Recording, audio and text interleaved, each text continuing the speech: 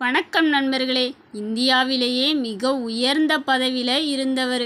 அவர் ஒரு நாளைக்கு 18 மணி நேரம் முதல் 20 மணி நேரம் வரை கடுமையாக உழைத்து கொண்டே இருப்பார்.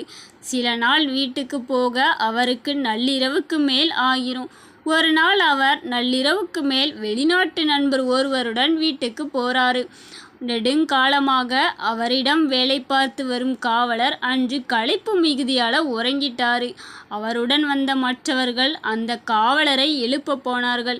அவர்களை தடுத்து நிறுத்தி, பாவம் வயதானவர், அவரை எழுப்பாதீர்கள், அவர் தூங்கட்டும் என்று கூறிட்டார்.